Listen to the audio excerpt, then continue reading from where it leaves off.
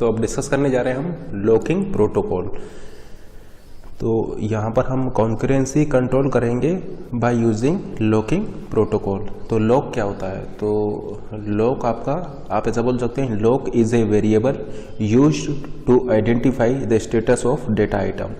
Lock is a variable used to identify the status of data item. Data item के status को identify करने के लिए हम ये लॉक वेरिएबल का यूज़ करते हैं। जैसे कि ऑपरेटिंग सिस्टम में आपने पढ़ा होगा म्यूटेक्स, जैसे कि आपने ऑपरेटिंग सिस्टम में पढ़ा होगा म्यूटेक्स आपका क्या होता था? म्यूटेक्स आपका एक सीमाफोर वेरिएबल होता था, ठीक है ना, जो कि आप यूज़ करते थे क्रिटिकल सेक्शन वाली प्रॉब्लम में, ठीक है। क्रिटिकल सेक्शन वाली प्रॉब्लम में आप ये म्यूटेक्स सीमाफोर वेरिएबल का यूज़ करते थे। तो क्या करता था वो? वहाँ पर लॉक करता था। क्रिटिकल सेक्शन को लॉक और अनलॉक करने के लिए हम म्यूटेक्स सीमाफोर वेरिएबल का वहाँ पर यूज़ करते थे। उसी तरीके से यहाँ पर भी हम ये जो लॉक है आपका एक वेरिएबल है जो कि आप यूज़ करेंगे उस डेटा आइटम को लॉक और अनलॉक करने के लिए, जो कि आपको क्या बताएगा जो कि आपको स्टेटस बताएगा उस डेटा आइटम का। तो देखिए यहाँ पर ये किस तरीके से काम होता है।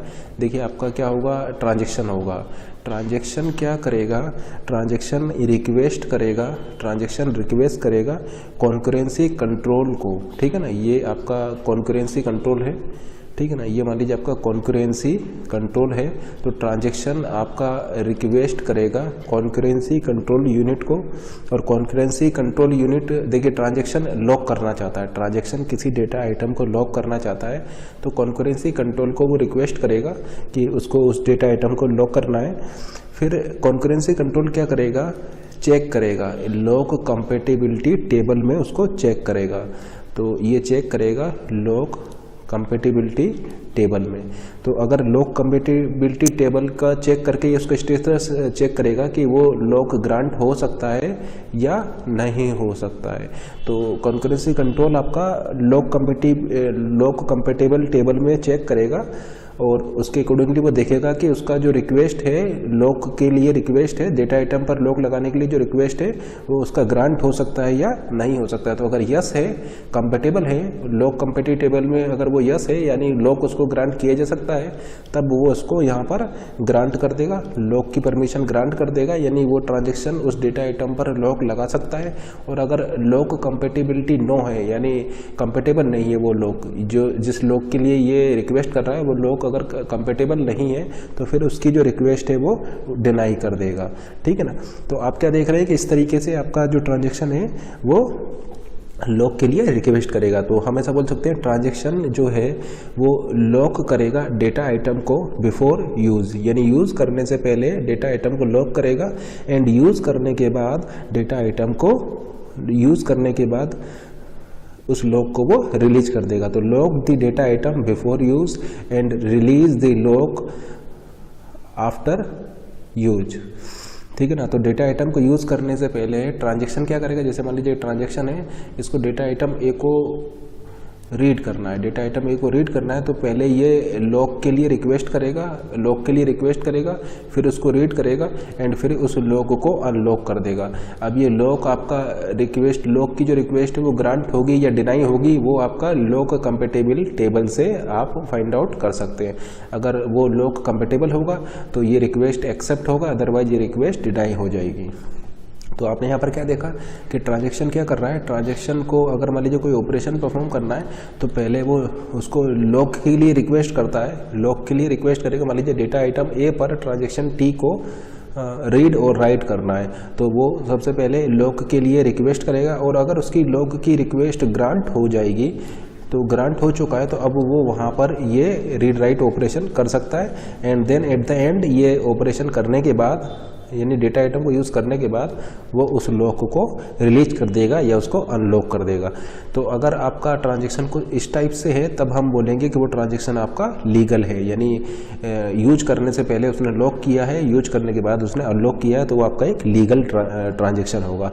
अब देखिए ये जो लॉक है, ये लॉक आपके डिफरेंट टाइप के हो सकते हैं।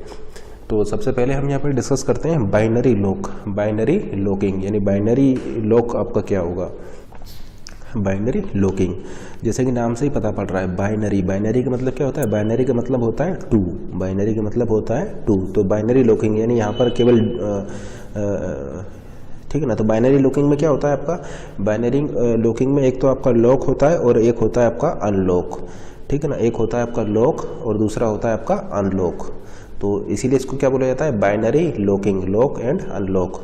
तो लॉक का मतलब क्या है, लॉक का मतलब यह है transaction allowed to use data item only after lock is granted. The transaction is allowed to use data item only if lock is granted.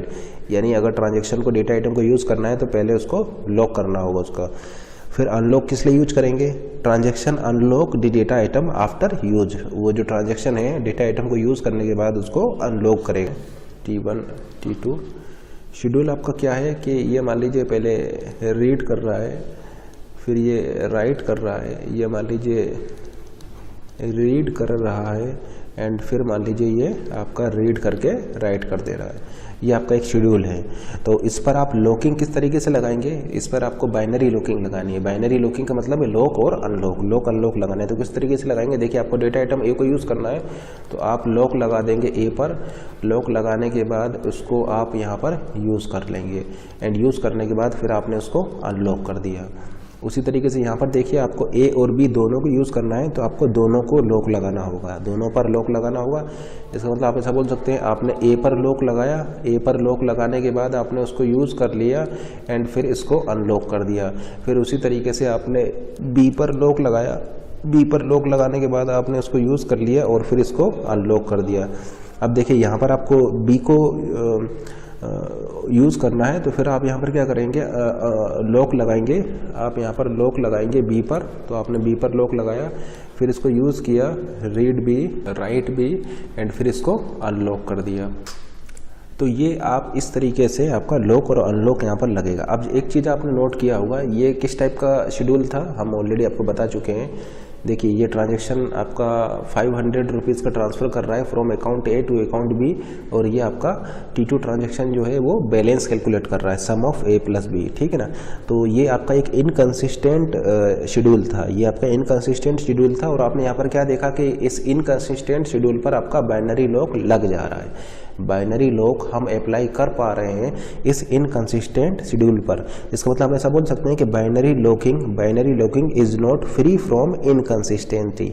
Binary locking is not free from inconsistency, यानी binary lock लगने के बाद भी ऐसा हो सकता है कि आपका शेड्यूल इनकंसिस्टेंट हो। जैसा कि देखिए इसी केस में देखिए, ठीक है ना, ये शेड्यूल आपका जो है ये सीरियलाइजेबल नहीं है। ये जो शेड्यूल है ये ना तो आपका सीरियल है ना ही आपका सीरियलाइजेबल है। तो आप ऐसा बोल सकते हैं कि ये कैसा है, एक इनकंसिस्टेंट शेड्यूल है, लेकिन फिर भी आप यहाँ पर बाइनरी लॉक लगा पा रहे हैं।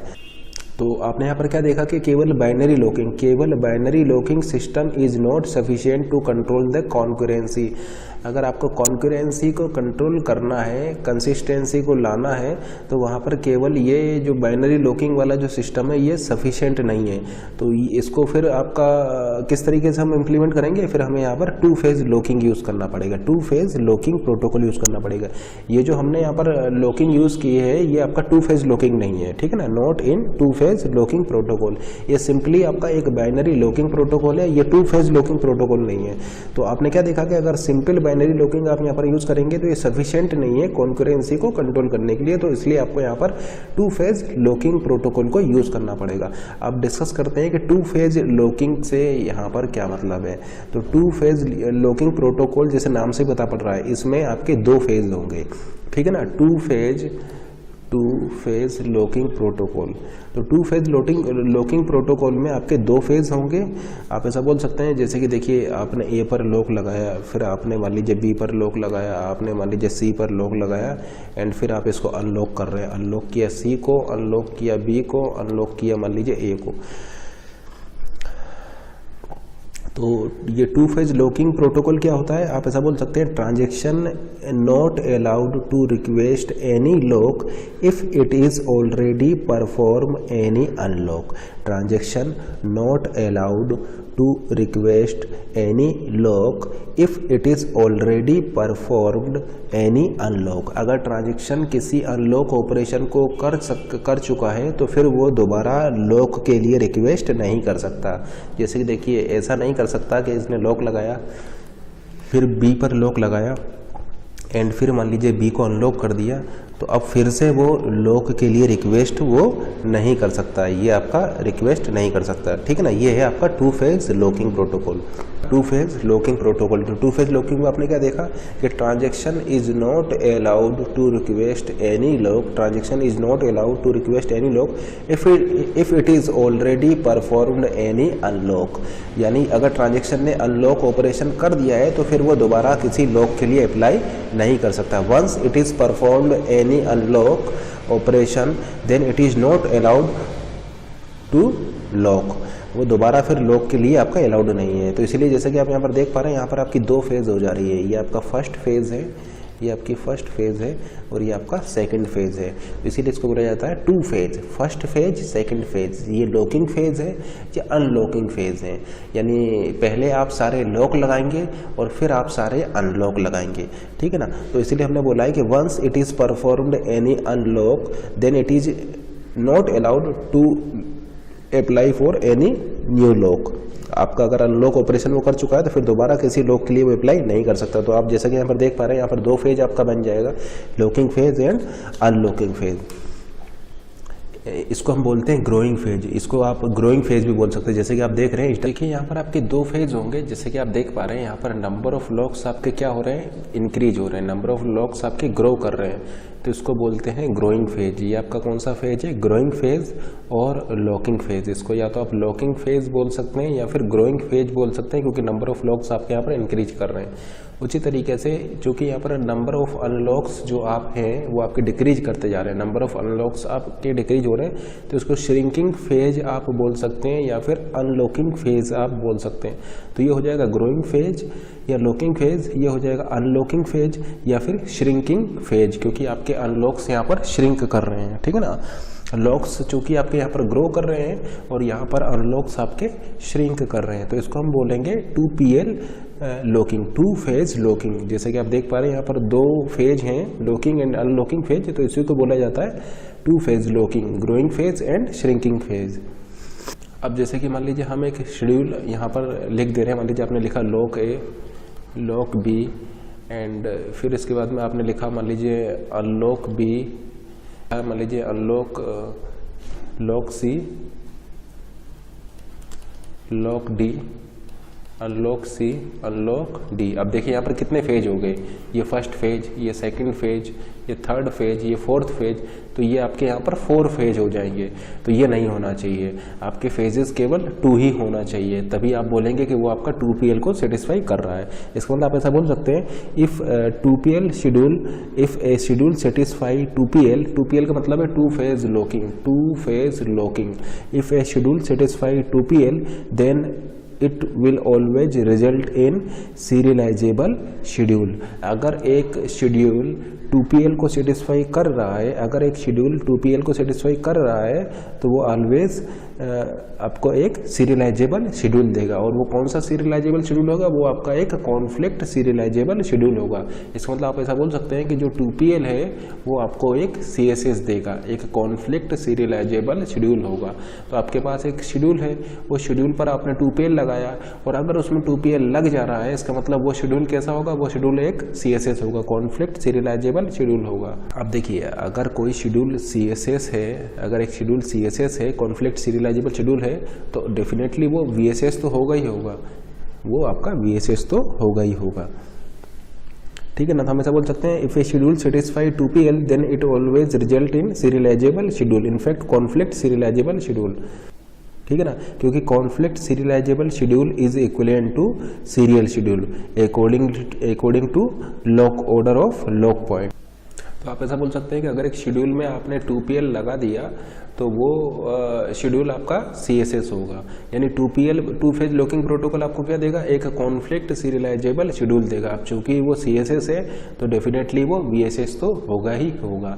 लेकिन ऐसा नहीं हो सकता कि आपके पास एक शेड्यूल है और उसमें आप 2PL लगाएं और 2PL लगाने के बाद वो आपको VSS बट नॉट CSS ऐसा कुछ दे, ऐसा नहीं हो सकता, ठीक है ना। देखिए जो शेड्यूल एस है इस पर अगर आप 2PL लगाएंगे, 2 फेज लॉकिंग लगाएंगे तो आपको एक कॉन्फ्लिक्ट सीरियलाइजेबल शेड्यूल वो देगा। अगर 2PL लग जा रहा है, 2 फेज लॉकिंग वहाँ पर लग जा रहा है तो वो आपको एक CSS देगा।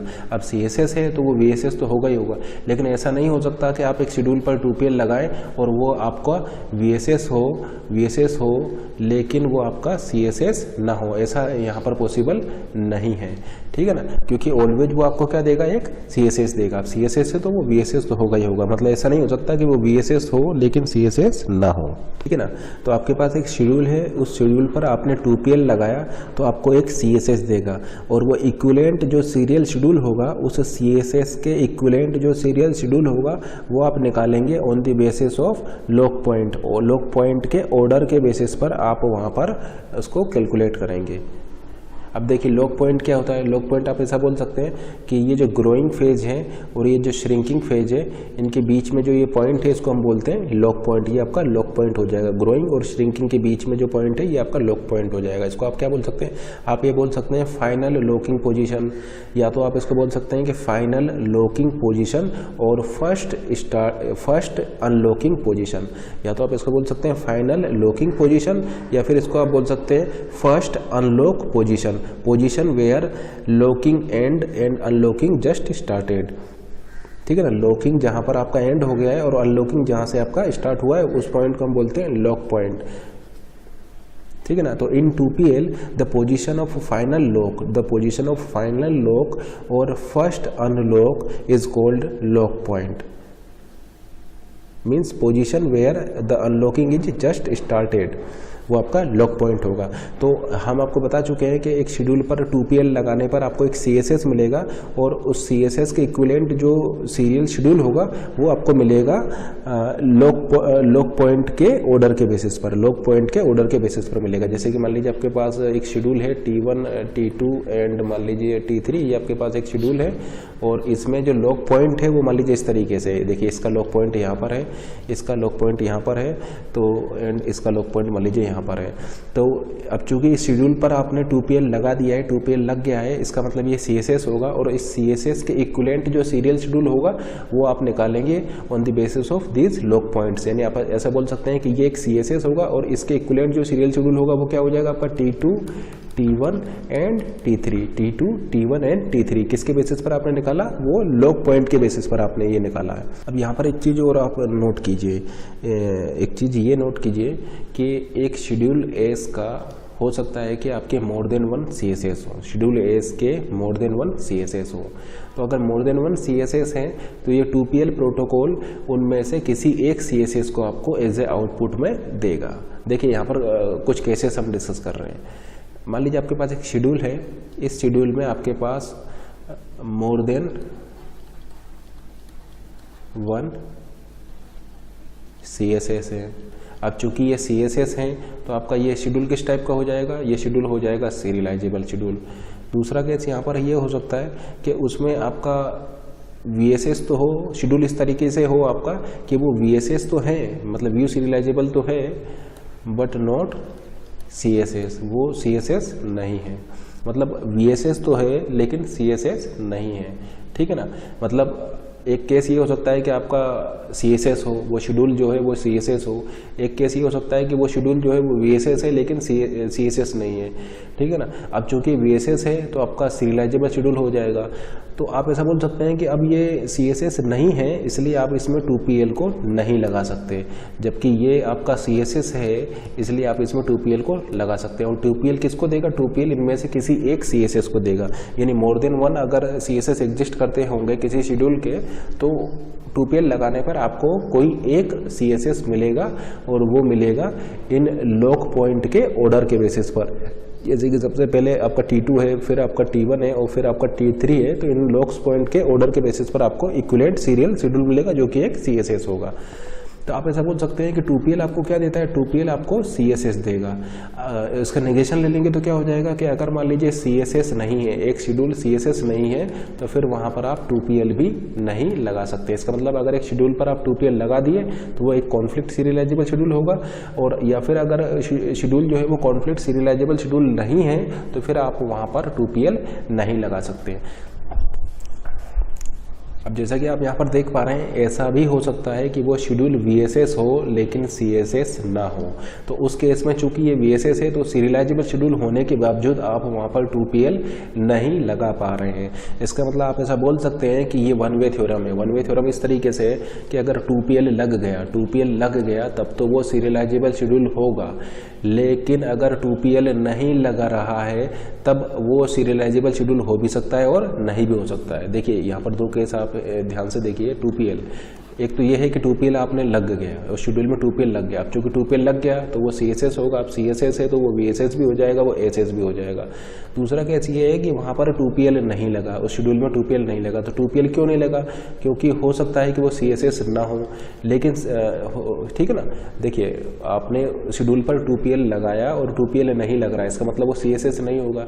अब CSS नहीं है तो वो VSS हो भी सकता है और नहीं भी हो सकता। तो फिर से दो केस यहाँ पर हो सकते हैं कि वो VSS हो या फिर वो VSS भी ना हो। अब चूंकि VSS है तो वो सीरियलाइजेबल शेड्यूल होगा, और अगर वो VSS भी नहीं है तो वो सीरियलाइजेबल शेड्यूल आपका नहीं होगा। इसका मतलब आप कैसा बोल सकते हैं कि 2PL अगर लग जा रहा है तब तो वो सीरियलाइजेबल शेड्यूल होगा, लेकिन अगर वो सीरियलाइजेबल शेड्यूल है तो कोई गारंटी नहीं है कि वहाँ पर 2PL लग पाए। जैसे कि देखिए ये सीरियलाइजेबल शेड्यूल होने के बावजूद आपका 2PL वहाँ पर नहीं लग पा रहा है, क्योंकि ये केवल CSS दे रहा है, ये VSS नहीं दे रहा है। तो इसलिए ऐसा हो सकता है कि शेड्यूल आपका सीरियलाइजेबल हो लेकिन फिर भी आपका 2PL वहाँ पर न लग पाए। लेकिन अगर शेड्यूल आपका सीरियलाइजेबल ही नहीं है तो फिर आपका वहाँ पर 2PL तो किसी केस में लग ही नहीं सकता। ये आप ऐसा बोल सकते हैं कि अगर मान लीजिए कि आपका वो CSS नहीं है, कॉन्फ्लिक्ट सीरियलाइजेबल शेड्यूल नहीं है, तो फिर उस केस में भी आपका 2PL नहीं लगेगा। क्योंकि आप ऐसा बोल सकते हैं कि CSS इम्प्लाइज SS, यानी CSS होगा तो वो सीरियलाइजेबल शेड्यूल होगा। अगर सीरियलाइजेबल शेड्यूल ही नहीं है तो फिर वो आपका CSS भी नहीं होगा। तो ये कुछ रिजल्ट्स हैं, इनका आप यूज़ करेंगे क्वेश्चंस को, प्रॉब्लम्स को सॉल्व करने में। तो आप क्या देख रहे हैं कि अगर एक शेड्यूल में आपने 2PL लगा दिया तो वो सीरियलाइजेबल शेड्यूल हो जाएगा, इनफैक्ट आपका वो CSS हो जाएगा। लेकिन अगर एक शेड्यूल में 2PL नहीं लग पा रहा है तो वो शेड्यूल, हम ऐसा नहीं बोल सकते कि 2PL नहीं लग रहा है तो वो सीरियलाइजेबल नहीं होगा। वो सीरियलाइजेबल हो भी सकता है, 2PL नहीं लग रहा है तो वो सीरियलाइजेबल हो भी सकता है, वो नहीं भी हो सकता है। वो इस बात पर डिपेंड करेगा कि वो VSS है या नहीं है। डेफिनेटली वो CSS तो नहीं है, लेकिन वो VSS हो भी सकता है और नहीं भी हो सकता है। तो अगर होगा तो वो सीरियलाइजेबल होगा, नहीं है तो वो सीरियलाइजेबल नहीं होगा। तो कुल मिला के हमें केवल यहाँ पर इतना एक चीज़ ये नोट करना है कि अगर एक शेड्यूल हमारे पास गिवन है और हम उसमें 2PL लगा पा रहे हैं तो वो आपका एक सीरियलाइजेबल शेड्यूल होगा। इसका मतलब हम ऐसा बोल सकते हैं कि 2PL ensure serializability, 2PL ensure serializability, in fact conflict serializability. ये आपका कॉन्फ्लिक्ट सीरियलाइजेबिलिटी को इंश्योर करता है। And equivalent serial schedule will be according to the order of lock point के ऑर्डर के बेसिस पर होगा। ठीक है ना। तो अगर आपने एक शेड्यूल में 2PL लगा दिया है तो इक्विवेलेंट आपको एक सीरियल शेड्यूल मिलेगा अकॉर्डिंग टू लॉक पॉइंट, और वो आपका क्या होगा, वो आपका एक कॉन्फ्लिक्ट सीरियलाइजेबल शेड्यूल होगा। अब देखिए ऐसा हो सकता है कि एक शेड्यूल के मोर देन वन CSS या कॉन्फ्लिक्ट सीरियलाइजेबल शेड्यूल एग्जिस्ट करते हो। ठीक है ना, ऐसा हो सकता है कि एक शेड्यूल के more than one CSS exist करते हो, लेकिन ये जो प्रोटोकॉल है, ये 2 फेज लॉकिंग प्रोटोकॉल है, ये उन CSS में से कोई एक CSS आपको देगा। ठीक है ना, सभी नहीं मिलेंगे, कोई एक आपको देगा।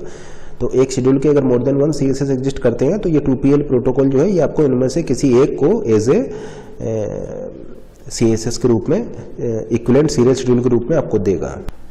जैसे देखिए इसी केस को हम ले लेते हैं, यहाँ पर आप 2 फेज लॉकिंग नहीं लगा सकते क्योंकि ये CSS नहीं है, तो आप इसमें 2PL नहीं लगा सकते। जैसे कि देखिए कोशिश कीजिए लगाने का, आप यहाँ पर 2PL नहीं लगा पाएंगे। देखिए आपको रीड करना है, राइट करना है, तो आप यहाँ पर क्या करेंगे, मान लीजिए आपने लॉक लगा दिया A पर, फिर देखिए रीड किया, राइट किया। अनलॉक आप इसको नहीं कर सकते हैं क्योंकि आपको फिर से यहाँ पर लॉक लगाना है। तो अनलॉक अगर आपने कर दिया तो फिर दोबारा लॉक आप यहाँ पर नहीं लगा पाएंगे, तो इसलिए आपने इसको अनलॉक नहीं किया।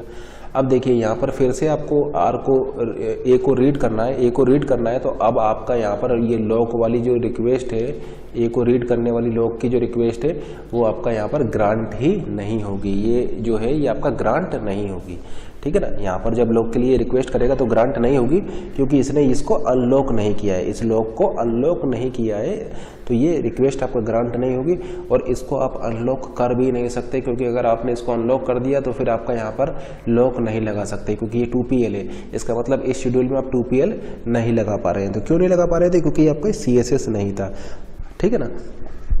इसका मतलब अगर आप 2PL लगा पा रहे हैं तब तो वो CSS होगा, या 2PL लगा पा रहे हैं तब तो वो सीरियलाइजेबल शेड्यूल होगा। लेकिन अगर 2PL नहीं लग पा रहा है तब हम केवल इतना बोल सकते हैं कि वो CSS नहीं होगा।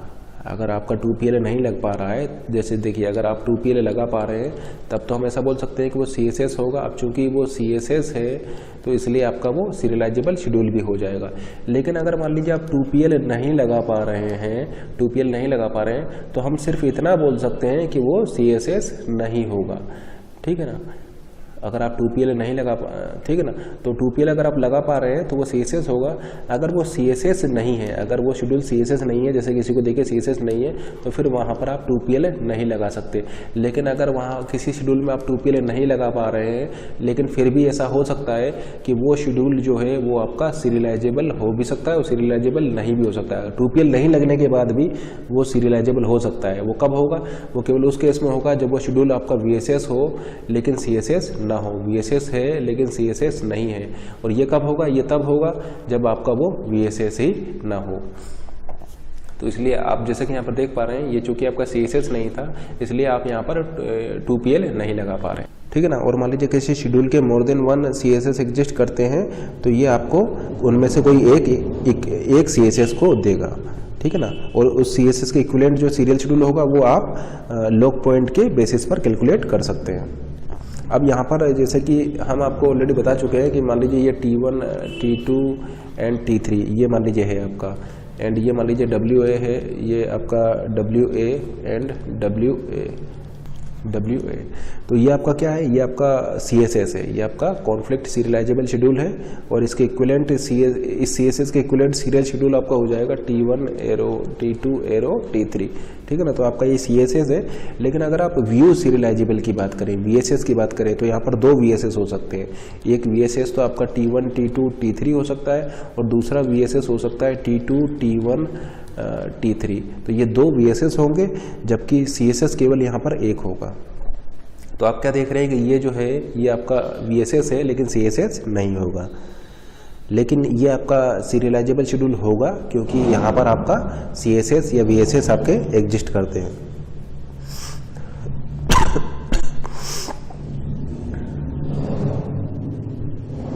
ठीक है ना। तो इस शेड्यूल के 2 सीरियलाइजेबल शेड्यूल एग्जिस्ट करेंगे। ये फर्स्ट सीरियलाइजेबल शेड्यूल होगा, ये सेकंड सीरियलाइजेबल शेड्यूल होगा। ये CSS और VSS दोनों हैं, जबकि ये VSS लेकिन CSS नहीं होगा, VSS बट नॉट CSS। अब लिमिटेशन क्या है? तो अब नेक्स्ट हम देखने जा रहे हैं limitation of the basic 2PL protocol. Basic 2PL 2 phase locking protocol के क्या क्या लिमिटेशंस हैं? Limitations of basic 2PL protocol. तो फर्स्ट इसका लिमिटेशन है या डिसएडवांटेज है, basic 2PL protocol may not free from irrecoverability. May not free from irrecoverability. इसका मतलब ऐसा हो सकता है कि आपने एक शेड्यूल पर 2PL लगाया और उसके बाद भी वो आपका रिकवरेबल ना हो, ठीक है ना।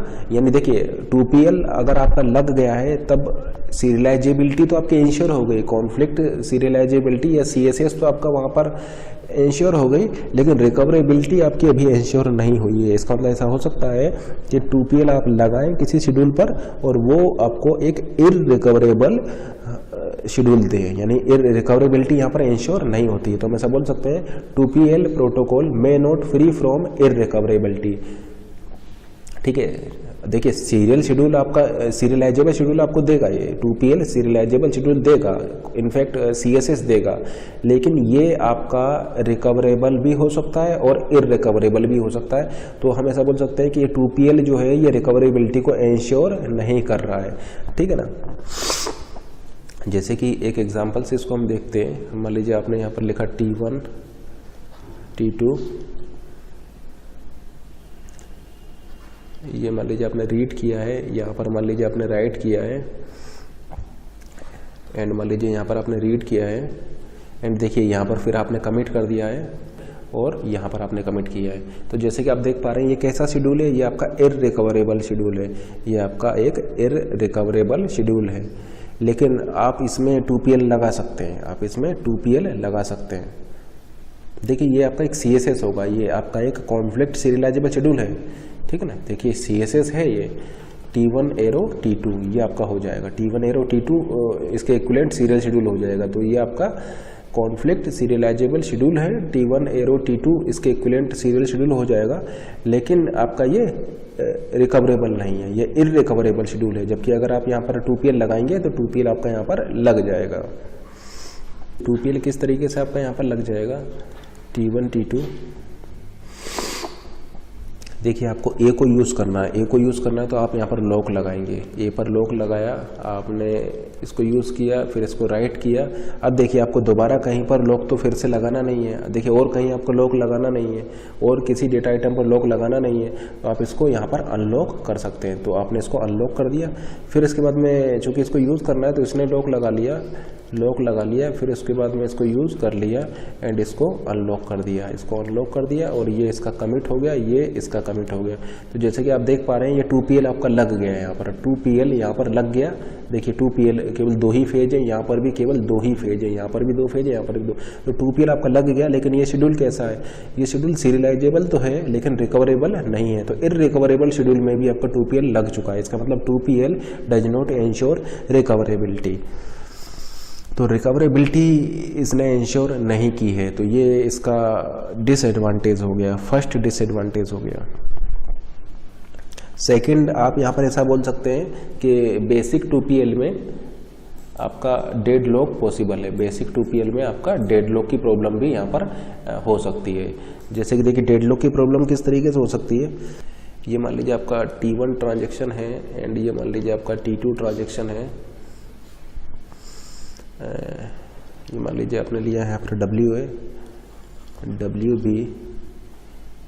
WB एंड WA, ठीक है ना। अब देखिए अब अगर आप यहाँ पर 2PL लगाएंगे तो क्या होगा यहाँ पर। देखिए आपको A को यूज़ करना है तो आपने A पर लॉक लगाया, फिर आप इसको राइट कर दिए, फिर आपको B को यूज़ करना है तो आप यहाँ पर B पर लॉक लगाए, फिर इसको B पर लॉक लगाए।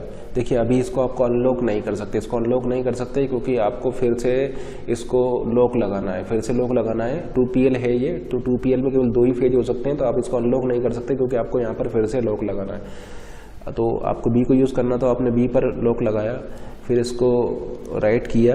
अभी भी देखिए उसको आप अनलॉक नहीं कर सकते हैं। अनलॉक इसलिए नहीं कर सकते क्योंकि आपको फिर से यहाँ पर लॉक लगाना है, तो अभी आपने अनलॉक नहीं किया। अब देखिए इसको B को यूज़ करना है तो ये B के लिए रिक्वेस्ट करेगा, तो इसकी जो रिक्वेस्ट है वो ग्रांट नहीं होगी, क्योंकि ये आपका यहाँ पर इसने लॉक को रिलीज नहीं किया है। उसी तरीके से जब ये A को यूज करना चाहेगा तो जैसे ये A पर लॉक लगाएगा तो इसकी रिक्वेस्ट भी यहाँ पर ग्रांट नहीं होगी, क्योंकि इसने इस लॉक को रिलीज नहीं किया है। इसका मतलब ये वेट कर रहा है इसके लिए और ये वेट कर रहा है इसके लिए। इसका मतलब ये आपका यहीं पर ही डेडलॉक आ जाएगा, यानी यहीं पर ही आपका ये इसी स्टेट में बना रहेगा, इसकी स्टेट आपका चेंज नहीं होगी, क्योंकि इसने इस लॉक के लिए रिक्वेस्ट किया है। ये लॉक आपका रिक्वेस्ट इसका डिनाई हो जाएगा क्योंकि इसने इस लॉक को रिलीज नहीं किया है। ये उसी तरीके से इसने लॉक के लिए रिक्वेस्ट किया, इसकी भी रिक्वेस्ट आपका डिनाई कर जाएगा क्योंकि इसने आपका ये लॉक को रिलीज नहीं किया है। ये लॉक को रिलीज कर नहीं सकता क्योंकि इसको फिर से लॉक लगाना है यहाँ पर, और ये इस लॉक को रिलीज कर नहीं सकता, ठीक है ना, क्योंकि इसको फिर से यहाँ पर लॉक लगाना है। तो आप ऐसा बोल सकते हैं कि ये आपका क्या हो जाएगा, डेडलॉक की कंडीशन आ गई, ठीक है ना, ये इसी स्टेट में बना रहेगा। तो आप ऐसा बोल सकते हैं 2PL to phase locking protocol is not free from deadlock. 2PL is not free from deadlock, यानी इसमें डेडलॉक भी आपका हो सकता है। तो जैसे कि आप देख पा रहे हैं यहाँ पर आपका क्या हो गया, डेडलॉक हो गया, क्योंकि इसकी रिक्वेस्ट भी डिनाई हो जाएगा और इसकी रिक्वेस्ट भी डिनाई हो जाएगा। ये इसके लिए वेट कर रहा है, ये इसके लिए वेट कर रहा है, तो ये इसी स्टेट। थर्ड यहाँ पर प्रॉब्लम ये है, तो आपने क्या देखा कि 2PL की क्या क्या प्रॉब्लम थी। पहला 2PL की प्रॉब्लम है कि रिकवरेबिलिटी इंश्योर नहीं है।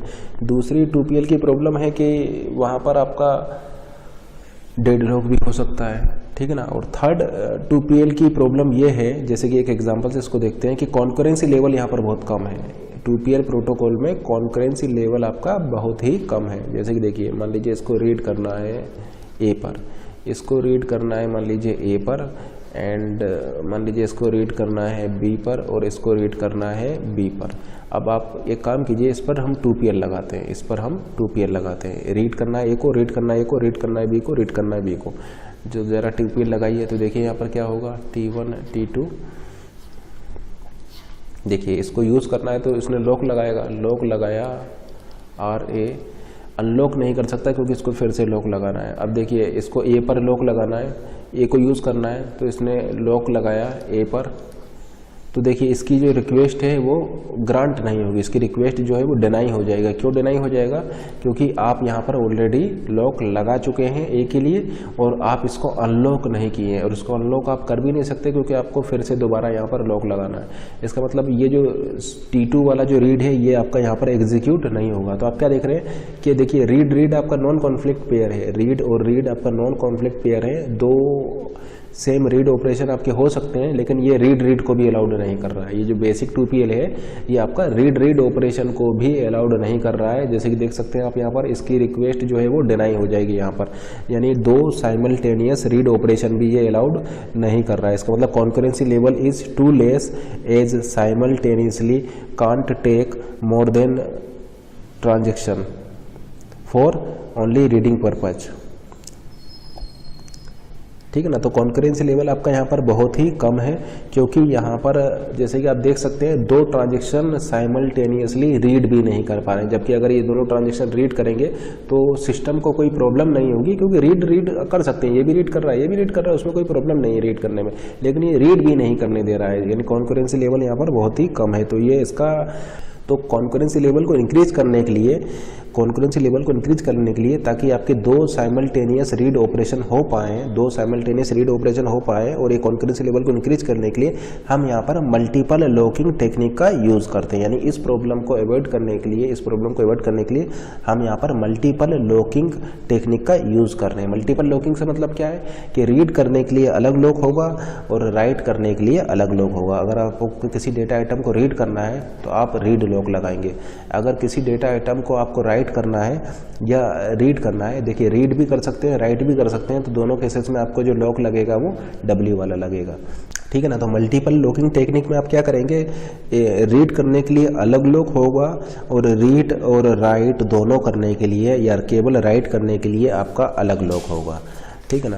तो मल्टीपल लॉकिंग को अब हम डिस्कस कर रहे हैं। हमने देखा बाइनरी लॉकिंग में आपका कॉन्करेंसी लेवल बहुत ही ज़्यादा कम था, तो उसको इंक्रीज करने के लिए, इस प्रॉब्लम को सॉर्ट आउट करने के लिए हमने मल्टीपल लॉकिंग को अब देख रहे हैं। तो डिस्कस करते हैं मल्टीपल लॉकिंग, जिसमें कि आपके दो टाइप के लॉक होंगे, एक होगा आपका शेयर्ड लॉक और दूसरा होगा आपका एक्सक्लूसिव लॉक। तो मल्टीपल लॉकिंग टेक्निक जिसमें कि दो टाइप के आपके लॉक होंगे, shared lock and exclusive lock. तो ये आपका शेयर्ड लॉक है, ये आपका शेयर्ड लॉक है। शेयर्ड लॉक की हेल्प से आप केवल रीड कर सकते हैं, शेयर्ड लॉक की हेल्प से आप केवल रीड कर सकते हैं, यानी अगर आपको रीड करना होगा तब आप शेयर्ड लॉक का वहाँ पर यूज़ करेंगे। एक होता है आपका एक्सक्लूसिव लॉक।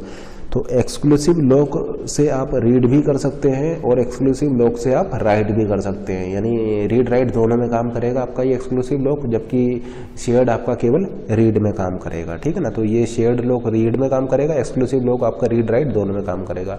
अब इसकी कंपेटेबल टेबल क्या होगी, तो कंपेटेबल टेबल को हम देखते हैं। देखिए लॉक्स की कंपेटेबल टेबल क्या होगी, तो यहाँ पर मान लीजिए हम ले रहे हैं शेयर्ड एक्सक्लूसिव, यहाँ पर हम ले रहे हैं शेयर्ड एंड एक्सक्लूसिव। ये मान लीजिए कि आपका रिक्वेस्ट कर रहा है, ये मान लीजिए रिक्वेस्ट कर रहा है, jth ट्रांजेक्शन रिक्वेस्ट कर रहा है, और ये मान लीजिए होल्ड किया हुआ है, ये होल्ड किया हुआ है, ith ट्रांजेक्शन उसको होल्ड किया हुआ है, where I is not equal to J, यानी ये दो अलग अलग ट्रांजेक्शन है, ये अलग ट्रांजेक्शन है, ये अलग ट्रांजेक्शन है। तो देखिए अगर कोई ट्रांजेक्शन शेयर्ड को होल्ड किया हुआ है और कोई दूसरा शेयर्ड के लिए रिक्वेस्ट कर रहा है, तो वो रिक्वेस्ट आपका ग्रांट हो जाएगा, क्योंकि साइमल्टेनियस दो रीड ऑपरेशन आपके हो सकते हैं। जैसे कि देखिए T1 T2, देखिए ये हम सेम डेटा आइटम के ऊपर बात कर रहे हैं, ये जो हम बात कर रहे हैं ये सेम डेटा आइटम के ऊपर कर रहे हैं। जैसे कि देखिए ये भी रीड कर सकता है और ये भी रीड कर सकता है, तो दो साइमल्टेनियस रीड ऑपरेशन हो सकते हैं। तो अगर कोई ट्रांजेक्शन ith ट्रांजेक्शन एक शेयर्ड लॉक को, किसी डेटा आइटम पर शेयर्ड लॉक को होल्ड किए हुआ है और उसी डेटा आइटम पर कोई दूसरा ट्रांजेक्शन शेयर्ड के लिए रिक्वेस्ट कर रहा है, तो वो रिक्वेस्ट रिक्वेस्ट उसकी ग्रांट हो जाएगा, क्योंकि दो साइमल्टेनियस रीड ऑपरेशन आपके हो सकते हैं। लेकिन अगर कोई ट्रांजेक्शन एक्सक्लूसिव लॉक को होल्ड किया हुआ है और दूसरा ट्रांजेक्शन शेयर्ड के लिए रिक्वेस्ट कर रहा है, तो फिर उसकी रिक्वेस्ट डिनाई हो जाएगा। क्योंकि देखिए एक्सक्लूसिव लिया हुआ है, तो एक्सक्लूसिव लिया हुआ है तो वो राइट भी कर सकता है, चूंकि एक्सक्लूसिव लॉक है तो वो राइट भी कर सकता है। तो देखिए राइट भी चूंकि वो कर सकता है और ये रीड कर रहा है, तो रीड राइट वहाँ पर कॉन्फ्लिक्ट आ जाएगा, ठीक है ना। तो इसलिए आप उसकी रिक्वेस्ट को डिनाई कर जाएंगे। उसी तरीके से देखिए, अगर एक ट्रांजेक्शन आपका शेयर्ड को होल्ड किए हुआ है और दूसरा ट्रांजेक्शन एक्सक्लूसिव के लिए रिक्वेस्ट कर रहा है, तो आप उसकी रिक्वेस्ट को डिनाई कर देंगे, क्योंकि ट्रांजेक्शन देखिए आपका शेयर्ड वाले लॉक को होल्ड किया हुआ है, यानी रीड कर सकता है, और ये एक्सक्लूसिव के लिए रिक्वेस्ट कर रहा है, यानी एक्सक्लूसिव के मतलब है राइट भी उसको कर सकता है। तो फिर से ये आपका कॉन्फ्लिक्ट पेयर हो जाएगा। देखिए कॉन्फ्लिक्ट पेयर आपके होते हैं RW, WR एंड WW, ठीक है ना। तो ये फिर से कॉन्फ्लिक्ट पेयर यहाँ पर हो सकता है, क्योंकि ये W भी कर सकता है और ये R कर रहा है, यानी WR, ये क्या हो जाएगा, ये RR हो जाएगा, तो ये आपका नहीं होगा। तो इसलिए आप इसकी रिक्वेस्ट को डिनाई कर देंगे। अगेन देखिए, अगर वो एक्सक्लूसिव लॉक को होल्ड किए हुआ है और एक्सक्लूसिव के लिए दूसरा ट्रांजेक्शन रिक्वेस्ट कर रहा है, तो देखिए यहाँ पर भी राइट कर सकता है, यहाँ पर भी राइट कर सकता है, तो फिर आप ऐसा बोल सकते हैं कि इसकी रिक्वेस्ट को भी आप डिनाई कर देंगे। तो ये कंपेटेबल टेबल हो जाएगा। इस कंपेटेबल टेबल की हेल्प से आप लॉक्स की रिक्वेस्ट को जो है वो ग्रांट करेंगे या डिनाई करेंगे। तो आप यहाँ पर क्या देख रहे हैं कि अब आपके दो साइमल्टेनियस रीड ऑपरेशन यहाँ पर हो सकते हैं। किस तरीके से हो सकते हैं कि ट्रांजेक्शन T1 क्या करेगा, एक शेयर्ड लॉक लगाएगा यहाँ पर, ट्रांजेक्शन T2 भी एक शेयर्ड लॉक लगाएगा। अब चूंकि शेयर्ड आपके कंपेटेबल हैं, तो इनकी रिक्वेस्ट आपका ग्रांट हो जाएगा, यानी दो साइमल्टेनियस रीड ऑपरेशन अब आपके हो सकते हैं, जो कि पहले आपके नहीं हो पा रहे थे। तो hence concurrency level is increased due to shared exclusive lock system as compare to binary locking. Simultaneous read operations are allowed. तो अब हम डिस्कस करने जा रहे हैं shared exclusive locking. Shared exclusive locking, तो हम यहाँ पर ऐसा बोल सकते हैं, only shared exclusive locking is not sufficient to generate serializable schedule. अगर आप केवल शेयर्ड एक्सक्लूसिव लॉकिंग को यूज़ कर रहे हैं, तो केवल shared exclusive locking is not sufficient to generate serializable schedule. जैसे कि देखिए हम इसका मतलब अगर आप केवल शेयर्ड एक्सक्लूसिव लॉकिंग यूज़ कर रहे हैं, तो वो आपका सीरियलाइजेबिलिटी को इंश्योर नहीं करेगा। Not sufficient to generate serializable schedule if only shared exclusive locking is used. जैसे कि एग्जांपल से देखते हैं, वही वाला एग्जांपल लेते हैं, इनकंसिस्टेंट शेड्यूल वाला। देखिए आपने रीड किया है A को, राइट किया है A को, और यहाँ पर देखिए आपको चूंकि राइट करना पड़ रहा है, तो कौन सा लॉक लगाएंगे आप, एक्सक्लूसिव लॉक लगाएंगे, ठीक है ना। आप यहाँ पर एक्सक्लूसिव लॉक लगाएंगे, और फिर आपने चूंकि इसको यूज़ कर लिया है, तो फिर आप इसको अनलॉक कर देंगे। इसको आपने अनलॉक कर दिया। अब देखिए फिर यहाँ पर आपको ये करना था, रीड करना था A को और B को रीड करना था, तो आप यहाँ पर क्या करेंगे, शेयर्ड लॉक लगाएंगे A के ऊपर, शेयर्ड लॉक लगाएंगे B के ऊपर, और यहाँ पर आप इसको अनलॉक कर देंगे। B वाला अनलॉक करेंगे और A वाला अनलॉक करेंगे। अब जैसे कि आप देख सकते हैं, A और B पर आप ये लॉक लगा सकते हैं, क्योंकि आप इसको अनलॉक कर चुके हैं। A वाले लॉक को आप अनलॉक कर चुके हैं, इसलिए आप यहाँ पर लॉक लगा सकते हैं। फिर मान लीजिए कि आपको यहाँ पर करना है RB WB, तो फिर से आप यहाँ पर B के ऊपर एक्सक्लूसिव लॉक लगाएंगे और यहाँ पर इसको अनलॉक कर देंगे। तो जैसा कि हम आपको ऑलरेडी बता चुके हैं, ये ट्रांजेक्शन किस टाइप का था, ये आपका एक इनकंसिस्टेंट ट्रांजेक्शन था, ये आपका एक इनकंसिस्टेंट शेड्यूल था। ये आपका एक इनकंसिस्टेंट शेड्यूल है, जबकि यहाँ पर आप ये शेयर्ड एक्सक्लूसिव लॉक को आप यहाँ पर अप्लाई कर दिए, यानी ये एक इनकंसिस्टेंट शेड्यूल है, और इस इनकंसिस्टेंट शेड्यूल पर या नॉन सीरियलाइजेबल शेड्यूल है, और इस पर आप ये शेयर्ड एक्सक्लूसिव लॉक जो है आप अप्लाई कर दिए। इसका मतलब हम ऐसा बोल सकते हैं कि only shared exclusive lock is not sufficient to generate serializable schedule. तो हमें फिर से यहाँ पर आपका 2PL को लेना पड़ेगा, क्योंकि ये एक इनकंसिस्टेंट शेड्यूल है। जैसे कि आप देख पा रहे हैं, ये आपका एक इनकंसिस्टेंट शेड्यूल है, क्योंकि ये ना तो सीरियल है, ना ही सीरियलाइजेबल है, लेकिन फिर भी आप यहाँ पर शेयर्ड एक्सक्लूसिव लॉक को लगा दिए हैं। तो इसका मतलब आपको शेयर्ड एक्सक्लूसिव लॉक के साथ साथ 2PL भी लेना पड़ेगा। तो shared exclusive lock plus 2PL ensure serialisability, in fact conflict serialisability, ठीक है ना। तो अगर आपको सीरियलाइजेबल शेड्यूल जनरेट करना है तो फिर आपको इसके साथ में 2PL को भी यूज़ करना पड़ेगा, shared exclusive plus 2 phase locking for generate serializable schedule. तो हम ऐसा बोल सकते हैं shared exclusive plus 2PL always result in conflict serializable schedule and equivalent serialisable schedule will be on the basis of order of lock point. यानी आपको shared exclusive plus 2PL जो है वो आपको एक कॉन्फ्लिक्ट सीरियलाइजेबल शेड्यूल देगा और उसके इक्विवेलेंट जो सीरियल शेड्यूल होगा वो आप कैलकुलेट कर सकते हैं on the basis of lock point. Lock point के ऑर्डर के बेसिस पर आप वो इक्विवेलेंट सीरियलाइजेबल शेड्यूल को यहाँ पर कैलकुलेट कर सकते हैं, ठीक है ना।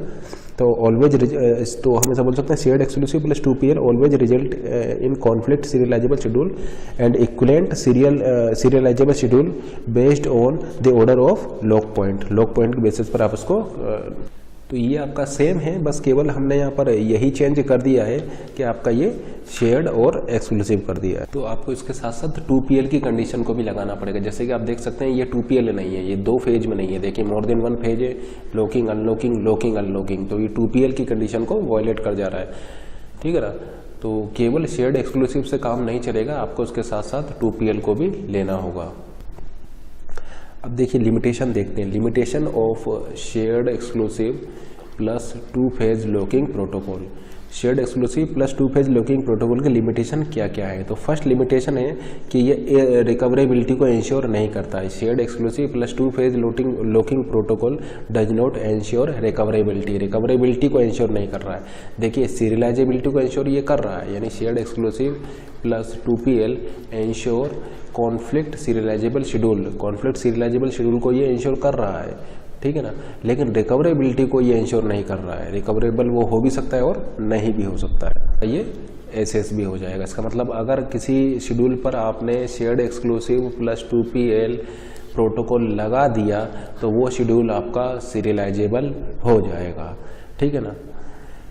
लेकिन अगर किसी शेड्यूल पर आपका shared exclusive plus 2PL protocol नहीं लग रहा है, इसका ये मतलब नहीं है कि वो सीरियलाइजेबल शेड्यूल नहीं होगा। वो हो भी सकता है और नहीं भी हो सकता है, वो इस बात पे डिपेंड करेगा कि वो VSS है या नहीं है। देखिए ये सेम वही कॉन्सेप्ट लग जाएगा जो हमने इससे पहले वाले बाइनरी लॉकिंग में बताया था। जो बाइनरी लॉकिंग में हमने कॉन्सेप्ट बताया था वो सेम कॉन्सेप्ट आप सेम यहाँ पर भी अप्लाई कर सकते हैं। आप केवल यहाँ पर इतना समझिए कि shared exclusive plus 2PL protocol अगर आप किसी शेड्यूल पर लगा दिए हैं तो वो आपको एक CSS देगा on the basis of lock point. और अगर ये प्रोटोकॉल नहीं लग पा रहा है तो वो शेड्यूल आपका सीरियलाइजेबल हो भी सकता है और नहीं भी हो सकता है। लेकिन वहाँ पर एक बात आप ये बोल सकते हैं कि अगर एक शेड्यूल आपका CSS नहीं है तो फिर ये प्रोटोकॉल आप नहीं लगा सकते हैं। अगर एक शेड्यूल आपका CSS नहीं है तो फिर आप इस प्रोटोकॉल को नहीं लगा सकते। तो वो सारी बातें जो हमने आपको बाइनरी लॉकिंग में बताया था वो सारी बातें आपका यहाँ पर भी एप्लीकेबल है।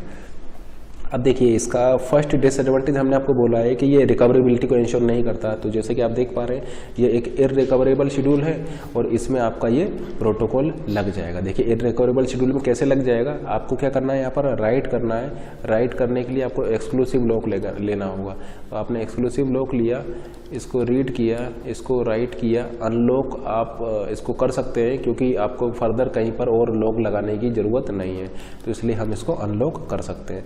फिर देखिए हमें इसको रीड करना है और अनलॉक चूँकि ये हो चुका है तो हम यहाँ पर इसके लिए शेयर्ड जो लॉक है इसकी रिक्वेस्ट यहाँ पर ग्रांट हो जाएगा। फिर हम इसको रीड कर लेंगे और रीड करने के बाद इसको अनलॉक कर देंगे। फिर ये यहाँ पर कमिट हो जाएगा और ये आपका यहाँ पर कमिट हो जाएगा, ठीक है ना।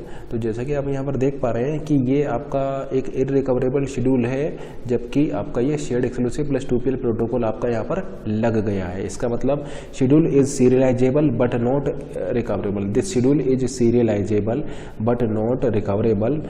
लेकिन आप यहाँ पर ये shared exclusive plus 2PL protocol को लगा दिए हैं। इसका मतलब shared exclusive plus 2PL protocol does not ensure recoverability.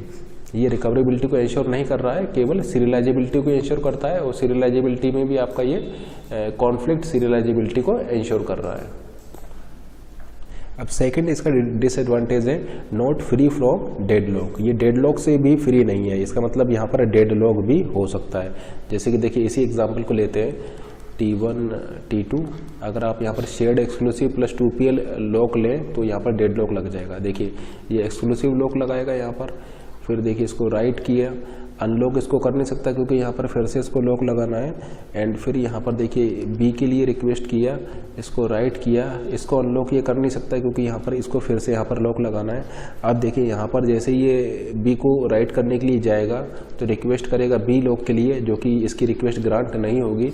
उसी तरीके से यहाँ पर इसको जब ये राइट करना है तो ये ए के लिए रिक्वेस्ट करेगा और ये इसकी रिक्वेस्ट ग्रांट नहीं होगी क्योंकि आपने ए को अनलॉक नहीं किया। इसकी रिक्वेस्ट ग्रांट नहीं होगी क्योंकि आपने बी को अनलॉक नहीं किया। इसकी रिक्वेस्ट ग्रांट नहीं होगी क्योंकि आपने ए को अनलॉक नहीं किया है। इसका मतलब आप ऐसा बोल सकते हैं कि इन दोनों की रिक्वेस्ट जो है वो डिनाई कर जाएगा। ये इस पर वेट करेगा, ये इसके लिए वेट करेगा, यानी यहाँ पर क्या हो गया, डेडलॉक हो गया। तो हम ऐसा बोल सकते हैं कि shared exclusive plus 2PL protocol is not free from deadlock. Deadlock यहाँ पर जैसे कि आप देख पा रहे हैं इस तरीके से ये हो सकता है। Exclusive shared exclusive plus 2PL protocol में हमने क्या देखा, रिकवरेबिलिटी इंश्योर नहीं है, डेडलॉक हो सकता है। थर्ड, यहाँ पर आपका स्टारवेशन भी हो सकता है। जैसे कि बाइनरी लॉकिंग में तो स्टारवेशन नहीं हो सकता था, बाइनरी लॉकिंग में आपका स्टारवेशन नहीं होता था, लेकिन शेयर्ड एक्सक्लूसिव लॉकिंग में देखिए इसका एडवांटेज क्या है। इसका केवल एडवांटेज ये पड़ा आपको कि कॉन्करेंसी लेवल इंक्रीज हो गई। कॉन्करेंसी लेवल इंक्रीज हो गई, 2 साइमल्टेनियस रीड ऑपरेशन अब हो सकते हैं, केवल ये फायदा हुआ।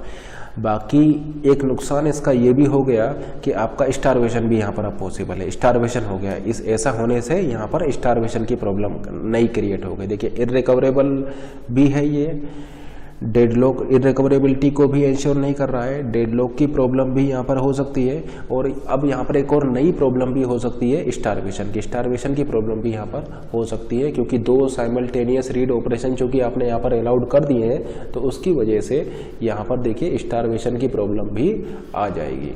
किस तरीके से आ जाएगी तो इसको देखिए, ये मान लीजिए आपने T1 T2 ट्रांजेक्शन T2 को रीड करना है, ट्रांजेक्शन T2 को रीड करना है, डेटा आइटम A को रीड करना है, डेटा आइटम A को, तो ये शेयर्ड लॉक लगा देगा इस पर, शेयर्ड लॉक इसने लगा दिया।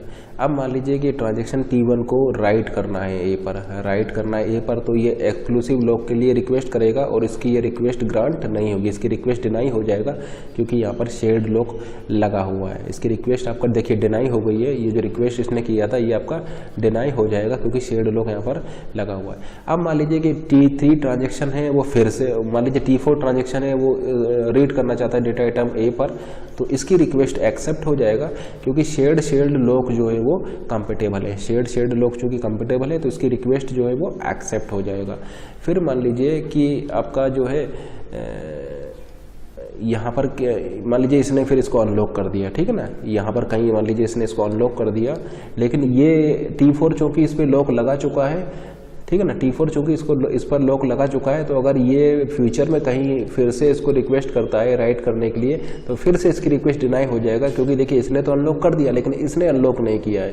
तो जैसे कि आप देख पा रहे हैं क्योंकि इसने अनलॉक नहीं किया है तो इसलिए फिर से इसकी रिक्वेस्ट क्या हो जाएगी, डिनाई हो जाएगा। और मान लीजिए कि कहीं इस वाले पॉइंट पर इसने इस वाले ट्रांजेक्शन को रीड करना है, अब चूँकि शेयर्ड के साथ शेयर्ड कंपेटेबल होता है तो इसकी रिक्वेस्ट भी ग्रांट हो जाएगा और ये आगे आपका करने लग जाएगा, ठीक है ना। और फिर मान लीजिए यहाँ पर कहीं जाकर इसने अनलॉक किया और ये यहाँ पर अगर इसको ट्राई करेगा तो फिर से इसकी रिक्वेस्ट आपका ग्रांट नहीं होगा क्योंकि देखिए ये जो शेयर्ड लॉक अभी आपका यहाँ पर दूसरे ट्रांजेक्शन ने इस पर लगा दिया है। और मान लीजिए कि फिर कहीं इस पॉइंट पर ये T5 ट्रांजेक्शन भी A पर रीड करना चाहता है तो ये शेयर्ड लॉक लगा देगा, इसको रीड कर लेगा और आगे कंटिन्यू करेगा। तो आप क्या देख रहे हैं कि एक ऐसी ट्रांजेक्शन जो कि रीड करना चाहता है A पर, वो रीड नहीं कर पा रहा है, वो स्टारवेशन उसका हो गया है, उसका स्टारवेशन हो गया है क्योंकि 2 साइमल्टेनियस रीड ऑपरेशन हमने यहाँ पर अलाउड कर दिए हैं। इसका मतलब अगर ट्रांजेक्शन केवल रीड ही करते जा रहे हैं तो वो रीड कर सकते हैं। राइट वाले ट्रांजेक्शन का यहाँ पर स्टारवेशन हो गया, राइट वाले ट्रांजेक्शन आपका विक्टिम ऑफ दिस स्टारवेशन हो गया, ठीक है ना, स्टारवेशन का आपका विक्टिम हो जाएगा क्योंकि उसको चांस नहीं मिल रहा है राइट करने का, क्योंकि कोई नया ट्रांजेक्शन आके उसको रीड कर ले रहा है और रीड कंपेटेबल होने की वजह से उसकी रिक्वेस्ट आपका एक्सेप्ट हो जा रही है और राइट वाले का जो है यहाँ पर स्टारवेशन हो जा रहा है। तो आपने क्या देखा यहाँ पर कि आपका एक स्टारवेशन की प्रॉब्लम भी यहाँ पर आ गया है। तो हम ऐसा बोल सकते हैं 2PL plus shared exclusive lock is not free from starvation. इसी प्रॉब्लम को हम बोलते हैं स्टारवेशन, क्योंकि आपका जो ट्रांजेक्शन है वो 2 ट्रांजेक्शन आपके साइमल्टेनियस रीड कर सकते हैं। तो अगर कोई ट्रांजेक्शन रीड कर रहा है डेटा आइटम A को तो कोई दूसरा ट्रांजेक्शन भी उसको रीड कर सकता है, तीसरा ट्रांजेक्शन भी उसको रीड कर सकता है, लेकिन अगर किसी को राइट करना होगा तो राइट नहीं कर पाएगा, ठीक है ना। जैसे कि आपने देखा कि इसको रीड करना था, इसने शेयर्ड लॉक लगा दिया। इसको राइट करना है, इसकी रिक्वेस्ट रिजेक्ट हो गया, फिर कहीं दूसरे ट्रांजेक्शन को रीड करना है तो फिर उसने शेयर्ड कंपेटेबल है तो इसको चांस मिल गया, तो ये आपका रीड कर रहा है उसको, और ये मान लीजिए इसको अनलॉक कर दिया, तो इसके अनलॉक होने से यहाँ पर कोई फर्क नहीं पड़ा है। इसके अनलॉक होने से इसकी रिक्वेस्ट आपका ग्रांट नहीं हो गई, क्योंकि देखिए इसने तो अनलॉक कर दिया लेकिन दूसरे वाले ने लॉक लगा दिया, तो फिर से इसकी रिक्वेस्ट आपका डिनाई हो गया। तो आप क्या बोल रहे हैं कि ये शेयर्ड कंपेटेबल होने की वजह से जिसको राइट करना है उसका यहाँ पर स्टारवेशन हो जाएगा, तो उसकी रिक्वेस्ट यहाँ पर आपका एक्सेप्ट नहीं हो पा रही है, क्योंकि कोई ना कोई नया ट्रांजेक्शन आ करके जैसे ही वो लॉक रिलीज कर रहा है, तो लॉक रिलीज करने से पहले ही कोई दूसरा ट्रांजेक्शन आ करके उस पर फिर से शेयर्ड लॉक लगा दे रहा है, जिसकी वजह से ये T1 ट्रांजेक्शन उस पर एक्सक्लूसिव लॉक नहीं लगा पा रहा है, तो यहाँ पर ये T1 का स्टारवेशन हो गया। ये प्रॉब्लम आपको क्लियर हो रही है? प्रॉब्लम क्या है? प्रॉब्लम ये है कि T1 ट्रांजेक्शन ने पहले शेयर्ड लॉक इस पर लगा दिया है। अब T1 ट्रांजेक्शन के शेयर्ड लॉक के रिलीज होने से पहले किसी दूसरे ट्रांजेक्शन ने फिर से उस पर शेयर्ड लॉक लगा दिया है, तो फिर से उस डेटा आइटम ए पर शेयर्ड लॉक चूंकि लगा हुआ है, तो T1 ट्रांजेक्शन इस डेटा आइटम ए पर एक्सक्लूसिव लॉक नहीं लगा पाएगा, क्योंकि ए पर शेयर्ड लॉक आपका लगा हुआ है। अब ये जो ट्रांजेक्शन है इसके शेयर्ड लॉक के रिलीज करने से पहले फिर कोई दूसरा ट्रांजेक्शन आकर अगर उस पर शेयर्ड लॉक लगा देगा, तो फिर से आप ए पर यहाँ पर एक्सक्लूसिव लॉक नहीं लगा सकते। इसका मतलब ये T1 प्रोसेस जो है उसका स्टारवेशन हो गया, तो ये आपकी स्टारवेशन की प्रॉब्लम भी यहाँ पर एग्जिस्ट करती है।